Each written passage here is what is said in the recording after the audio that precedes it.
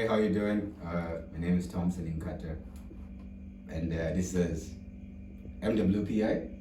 Yeah, Men with Pure Intention. Sorry, I probably missed it. Today is a Sunday, and we're discussing toxic masculinity. Look forward to these videos every single Sunday. Yeah. How's it going? How you guys doing? It's alright, man. I'm good, bro. Yeah. Much of a change, yeah, but I'll never mention that. No, I'm still going. Okay, so this is Richard Chama. This is Kapui Mwimbani. Yeah, so usually when you look at men with pure intentions, you probably wonder what an intention is. And the core major objective of men with pure intentions was basically advocating for men being better, right? So you would understand like what are these guys trying to say? Is it that they are better than others, or that they have the utmost pure intentions? Not necessarily. By definition, an intention is like a motive. So a man with pure intentions is a man who has the right motive towards his target, right? And which this is like in an everyday life. It's not just women. Basically, men with pure intentions is a movement for every man who has a good motive for work, for their art, for their passion, for their family, for their woman. You get what I mean? And that's what really we are about. So yeah, my name is Tom again, and I'm a man with pure intention. Yeah, that's really good. Like the way you've just elaborated, man. It's there are a lot of misunderstandings as what are men with pure intentions. Yeah. Yeah, most people think it's something to do with women. Men with pure intentions are men who don't cheat, but actually it's more than that. It goes beyond that. It goes beyond that. It goes up to personal development, and we are just people who are trying to better our communities. Yeah, so I think I get this a lot. Every time I post men with pure intentions on my status, I get different reactions, and then from the ladies is usually laughing emojis. Yeah, so just to reiterate the point he said, men with pure intentions is outside women. Most people want to think men with pure intentions is a facade we use that's true. to mask our toxicity. Yeah. But at the end of the day, we are men who are trying to do better, not just towards our ladies, but to life in general. So today we're discussing a topic that's close to my heart. Problems that we probably face on a daily basis is a conversation that has become popular now, and because there's a perceived advantage that men have, we tend to be ignored. So we wanted to start with this conversation as MWPI in this podcast. Be on the lookout every Sunday. So I'll take it over to Tom to define toxic masculinity, and then we'll dive into it directly. But toxic masculinity is basically an area that makes a man, in layman's language, feel invalidated by being gentle. So toxic masculinity has everything to do with aggression. And today I was thinking, right? Like I was thinking, like, man, has toxic masculinity made me do certain things that I feel like were not okay at that particular time? And it's funny because I feel it's subconscious, right? According to the definition that I saw in your status, it was really profound. It said, toxic masculinity becomes toxic when men feel they need to conform to rigid gender norms, which include acting like a bully to maintain a constant competitive advantage, avoiding losing at all costs, restraining one's emotions, except for pride and anger, which are the only ones acceptable. Masculine emotions to express showing strength and aggression in moments of conflict, being dominant over women and other men, which is typically displayed through microaggression. Yeah, so I feel like this is the thing with toxic masculinity, man. It's we're gonna have pasta every day in this house. It's you can't tell me shit, man. I got this. You get what I mean? It's I'll beat you up. You know, it's all this stuff that comes with it, and oftentimes we feel like it's normal, right? But I had like a different perspective today. I realized that toxic masculinity affects all of us. That's true. Right, and to a funny extent, I feel like I have been toxic. Wait, let me Yeah. ask you a question. Have you ever been a bully before? Yeah. I remember when I was young. Mm. There was this girl I liked. Yeah, this boy. Mhm. Yeah, in our neighborhood. The guy was a thug. We were young, right? But you know, like he was like the thug among us. So I think I was talking to the girl. He liked at that point. Yeah, and then I think I've grown up soft. I haven't been this tough guy. Yeah, even when it comes to work and the like. Mhm. Yeah, so the day I was talking to this girl, the guy just came over, held my shit, you know, and then like I think it hit me, Mhm. and then just pushed me on the side. I fell down, and then I was young, so I lost one of my tooth, man. Ish, that's crazy, man. Did you I was fight back? Was he older than you? I was laughed at. I think we're almost the same age. I was laughed at. Did you And fight you- back? I was Did laughed your at. crush? No, like everyone, the guys around Did you me. fight back? So that's the point. Everyone around me wanted me to fight back. Mhm. As a man, you have to fight back. Yeah, You get. You yeah. don't. You're not supposed to lose. Yeah. I was supposed to fight back. Everyone around me, even when I told my Mhm. my elder siblings, they were like, "Why didn't you fight back? Yeah. You're a man. You're supposed to fight back." Yeah. So toxic masculinity is seen even in how we grow up and everything. Yeah. You know, when you're coming from, even when you see when you're walking in the streets and then you see a young boy is beaten by another boy and then he goes to report to the mother or the father. Yeah. The first question would be, why didn't you fight back Yeah. as a man? Yeah. But you know, if a young girl is beaten and comes crying and be like,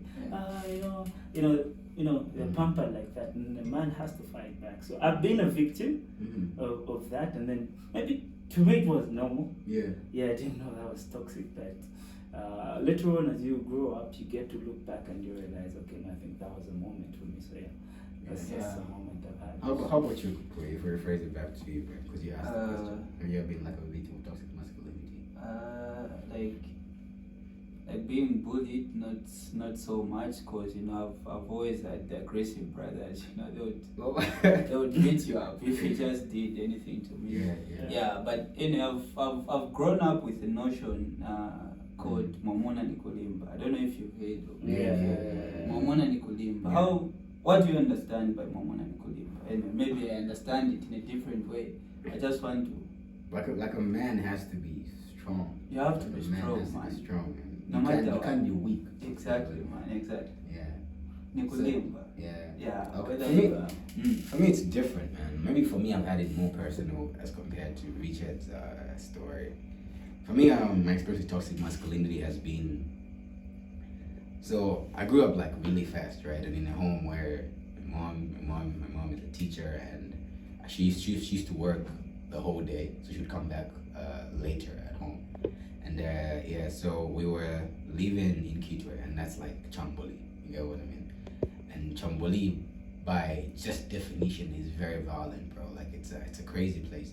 And now it's more personal because I had an uncle who I can't mention his name right now, who used to hit the wife, right? Like he would hit the wife, and it would be also about petty things like her talking to the guy who's selling food. You get what I mean? Yeah. Like imagine, bro, she goes to they're at the store together. Yeah. She goes to order food, and apparently she's dating that guy, and he would hit her, man. And he didn't want her to speak back at him, right? And I've seen this on a more personal level where I've seen men's communication being only through violence and through aggression.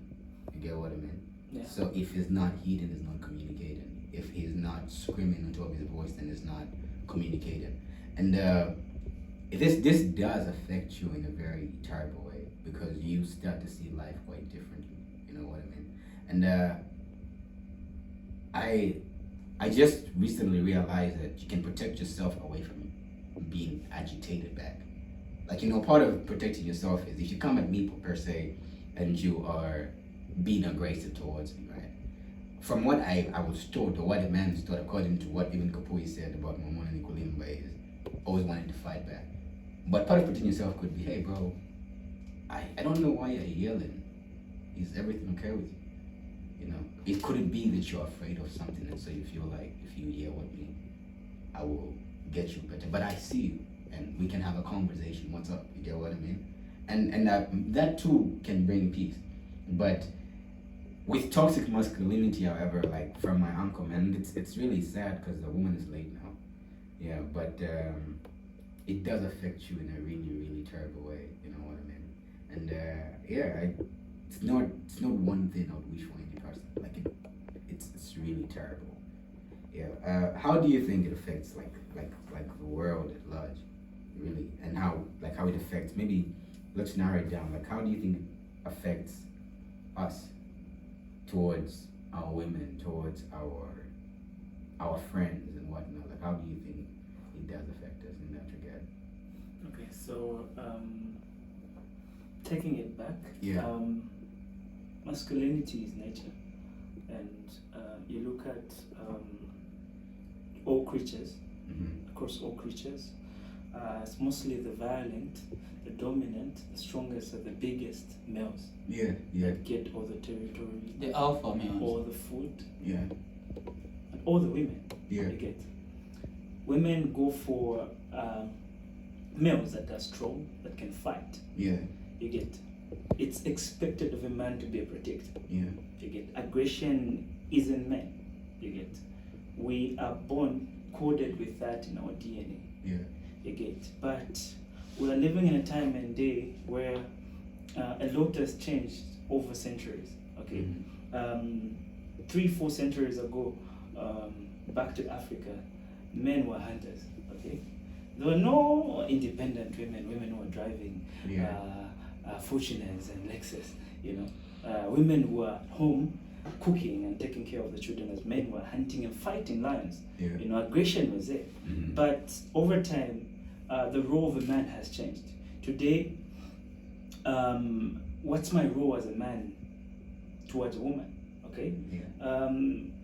Culturally, I've been taught I have to be the protector and the provider. But today, a woman is able to do all those things. So where do I stand? There's identity crisis, and we can see that perpetrators of gender-based violence mostly are men. Yeah. 4 out of 2,000 men Yeah. commit suicide Yeah. every year. Yeah. Yeah. So Quick question, bro. Like, I'd like to cut you short, and I like the point you brought up. What could it be? I'm just thinking, right? If we perpetrate gender-based like violence as men, more compared to women, could it be that we feel invalidated by just the fact that, you know how we used to get our validity from being able to protect for this particular girl, right? Yeah. And you realize that if this girl is rich, you cannot provide for her like that, right? But you can provide other things that which we don't know about because we don't take the time to grow ourselves outside the financial aspect of or it. the traditional expectations. And that's the nature part, Yeah. And so you realize that you find this girl who is really wealthy, and you cannot even give her anything. So with that said comes you thinking she's being disrespectful. And we hear this all the time, right? Yeah. I think you heard that women who are rich are disrespectful, Yeah, which I actually- don't think is true. Actually, I think the notion is women who are Career women. career women who are more qualified than you. Yeah. They're disrespectful. Yeah. Because they feel they're there. Yeah, The independent women, they Yeah. aren't rich. Yeah. Yeah. But So- I'm sure you- But then, do you think that's true? And also, like, I feel personally, I feel like leadership goes way beyond materialism. You know, it goes way beyond what I can provide for you. Yeah. And I feel when I'm leading a woman, right, I'm leading her in all areas, you know. And leadership doesn't necessarily mean that she has to have a degree in Java Master. You get what I mean? Leadership is you guiding her through every step of the way, making sure that she is having the right energy to do the right thing because you are there. You get what I mean? But then I feel like the toxic masculinity aspect, like you brought it up, which is really like made me think. It's made me think about how much we are unfair to women simply because we feel we cannot provide for them financially, and I think that calls for like it's a call of help, because then we need to consider how much we need to instigate into our young ones to understand that you're still a man, even when she makes more money than you. You get what I mean? And you don't have to be toxic towards her for you to be a man. We have so much going on as men. Mm-hmm. We have bottled up so many emotions inside. Mm-hmm. But because society expects us to behave in a certain way, Yeah. okay, a man has to be aggressive to some extent. Yeah. Okay, a man can't cry. Yeah. Yeah, imagine if I cried, what should be the yeah, a man Say, cried. come on. I want somebody. Yeah, I want Yeah. somebody. Yeah, and men are bottling up emotions because they can't come out. Society expects them to be strong. Yeah. You know, the ideal man is Superman. Yeah. You see how the ideal man is portrayed, and we have a very ideal role model that we have to live up to, and then realize that we could be weak. Yeah. Okay, Exactly. we could be depressed. Yes. Okay, so like you notice, just bring it home. You get have conversations like, for instance, the conversation, you know, where you say you've been having panic attacks, Yeah. anxiety issues. Yeah, so we're having a conversation. We're saying, okay, no, I've been having anxiety. Like, it looks normal. He's a man. No, he's gonna get over it. You know? Yeah, he's gonna get over it. And you don't want to probe to know how much this thing is deep rooted. Okay, he could be depressed, but he's a man. Obviously, he's gonna get over it. The people that commit suicide are men, Exactly. and then it's not the men that are majority in therapy. Yeah. What's going on? Again, because they're not expected to open up. That's It's great. very That's- difficult for us that to is true. come out in the open and show our vulnerability, because then are you going to be a man if you're crying to a woman every day? Yeah. Yeah, so there's that pressure of having to be responsible all the time, Yeah. having to be the protector, to be Yeah. the strong person all the time, when even when you're having a rough time. So toxic masculinity comes in when I have to show aggression every time I'm wrong. Yeah. Okay, I have to fight back every time I'm provoked. Yeah. Do I have to fight back all the time? Okay, am I allowed to be depressed? Yeah. Am I allowed to cry when things are not going well? Yeah. So toxic masculinity is eating away men, Mhm. and we're seeing people coming out and advocating for men, but are we doing enough? Are we talking about these things enough? I know that most men are going through issues. We're all going through issues, but how often do we open up? You know, how often do we open up? Yeah. Okay. Like, I know this is a bit weird, but have you ever, like, maybe just cried to someone, like even your girlfriend or just your brother or anyone else? You know, like you're going through some deep stuff, and then you just call your girl, you open up to her, and then And then you cry to her. You did. Have you ever been in such a situation? No, I've never. And it's great. I've never been. And have you ever felt like maybe there's a time when you needed to do that and you didn't do it?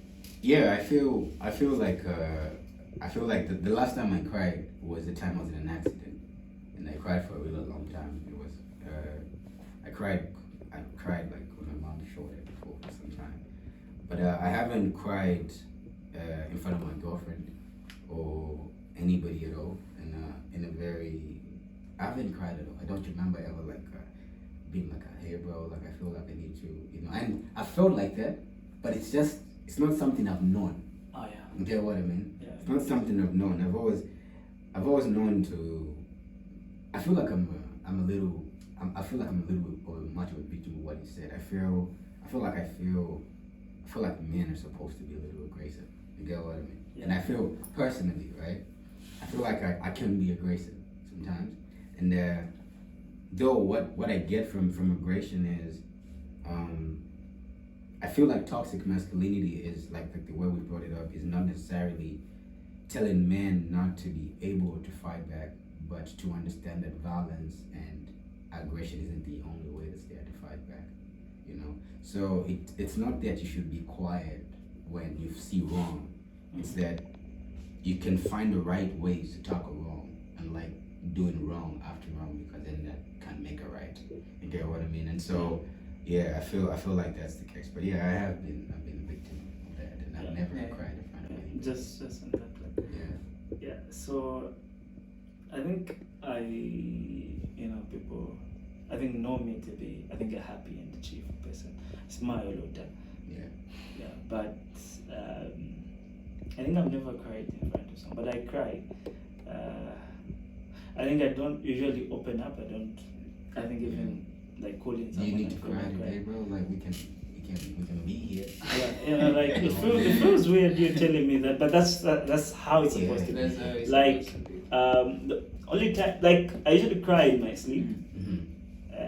Yeah. So I remember when I was in first year.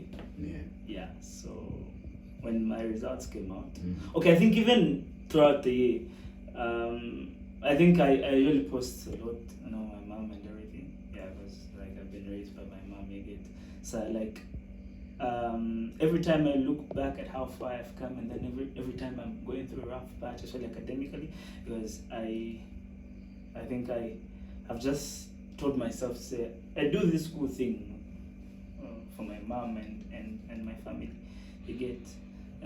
I've seen her suffer, and every time I look back at her suffering, and then I look at what I'm doing and the stage I'm at, and then I look at the huge responsibility of being a man at a young age because you don't have a dad, you get.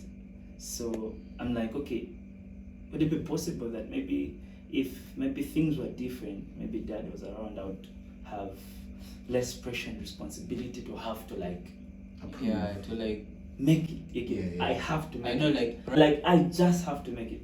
It's not because I'm complaining or anything. I just have to make it because I get you. because I have someone who sacrificed literally their whole life to see me make it. Yeah. So the times I've cried, obviously I would have called someone to talk about it. So okay, I feel overwhelmed. Like there are times when I'm just overwhelmed with emotions. I'm like, what's going to happen if I fail? Okay, if I fail to make it, what's going to happen? Okay, to the people that have sacrificed. I cry, and maybe I could find someone to open up to, but it's very difficult to open up to issues that are sensitive because of like how are they going to look at me crying about these things? So like I cry every time I look at my life and my future, because then I feel I just have to make it. And in the definition of you took, I think from the post I made the other day, I think just yesterday, you have to win at all costs. No losing. Yeah. You get, that's toxic masculinity. It's there. Yeah. I'm not complaining, but it's a responsibility that is in me. So that every day I'm called by my mom to say, don't fail. Okay, she never tells me that. But it's a responsibility.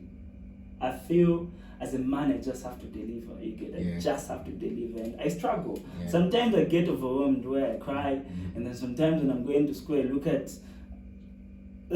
just look back at my life and see, my sort of a rule of how you've come. It makes me emotional. I cry, but I've never cried to anybody. Tell you what, sorry. Yeah, so I was thinking some other time, to say, if my sister doesn't make it, she's beautiful, man. She's going to get married, you get it. Yeah. There will be a man who will be supporting her. She's beautiful, man. She was made like that. But for me, if I don't make it, who's going to accept me? Yeah. You get it? Yeah. All that pressure, man, is like, it's on you, and you're just forced to do whatever it takes, man, for you to get there, man. But you, just like he said, you reach a breaking point at some time. Yeah. Yeah. You get it, but then, Why is that? we're working with the time frame as a man, and I was also looking at myself like, damn, I'll be 25 in a few years. You know what I mean? Then I'll be 30 in a few years. And I said I'll achieve so much by now, but I haven't achieved nothing. You know, I have achieved a few things, but it's not what I saw myself getting. You know what I mean? And it's possible that I was unrealistic, but I was unrealistic based off what I was working with. And that's that. I'm expected to have a house soon, right? I'm expected to have a car soon. I'm expected to have all these things like put together. And not that those things are not possible to get. Obviously, we will get those things soon. But then it's how unrealistic the goals are that really like breaks a man. You know what I mean? And yeah, man. And I think it comes with also that with like being a firstborn. I see this. I have younger siblings, and I have like a really really smart younger brother, and like a few other. They're really smart too. Funny thing is, I'm supposed to like from where I come from, supposed to like be a trailblazer for him every time, and I feel part of like the toxic masculinity has come with me always having to do it right, because I can't afford to fail in front of him. You know what I mean? I always have to guide him the right way, and it's rough. Yeah. It's really really rough because they're very unrealistic goals that are set on what a man is supposed to achieve. Girls don't build homes after they graduate. They buy makeup that's expensive and travel the world. That's what girls do. But you and I, bro, like in a few years, right now, whatever girl we might be with, might be okay with like the little things. And that's what's funny about women. But in a few years from now, let's just say 3 years from now, I still can't be staying here. You know what I mean? Like we have to make it. And that's what's crazy. Yeah. So I think it's important for us to make this point clear. Mm-hmm. I love masculinity. I love to be the protector. You know, it's always nice when you get something for a lady or you get something for your mom. Mm-hmm. We thrive in that, but when and that's what validates us. Yeah, like masculinity is the essence of manhood. Yeah. The problem comes in when it becomes toxic. You get we're not being against masculinity. It's the toxic masculinity that we are trying to address. You get toxic masculinity has no specific definition. Different scholars define it differently, and people have different views around toxic masculinity. I love masculinity. You know, you love to be the protector, the provider, the teacher. You love that. Okay, but it's the expectations that kill us. Yeah. And yeah, man, like, have you, maybe this is what I just thought of when you were speaking, right? I feel like we also need to clarify the fact that toxic masculinity is not just an innate thing for a man. It's also, it can be an outside force. It can be your wife not validating you for not doing what other men are doing. You know, it could be your girlfriend telling you, Tom just bought me a car, and you said you haven't bought me anything. You know what I mean?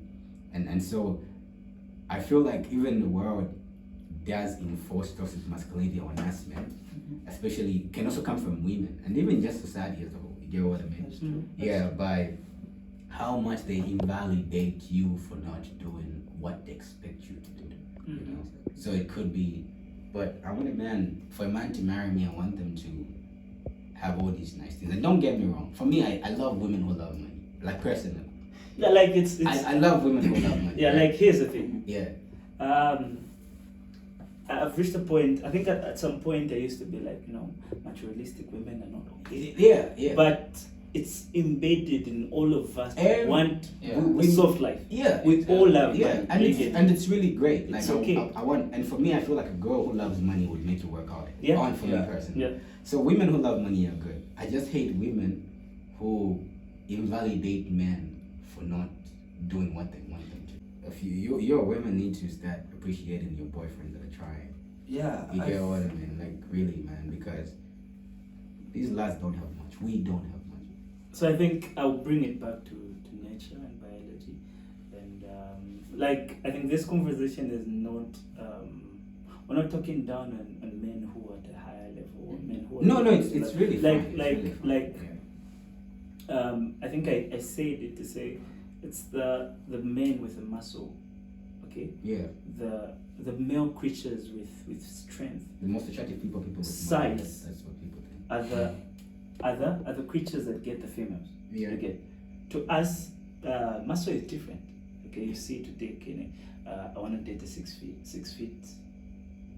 You guy. must be tall. You must be tall. Okay, yeah, if you can't be tall, at least compensate for it with money. You get Yeah. So muscle is different. There are some ladies that go for men that are buffed like that. Yeah. There are ladies that want to go for a man. Others go for Yeah, guys like us. Yeah, and then there are others that what do you mean guys like us? Bro. Yeah. Okay, So like No, we're there are certain characteristics that female creatures, including Homo sapiens, which are human beings, follow. They're Yeah. picky naturally. That's how they were created. Yeah. They want to go where they feel safe. Safety is in all aspects, that is financially safe, okay, physically safe, all those things. It's normal, you Yeah. get, yeah?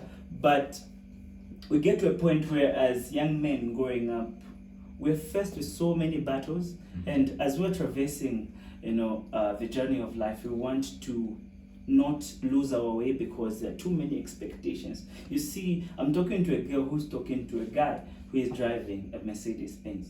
You get? I can't take a girl to Protea for dinner. You get?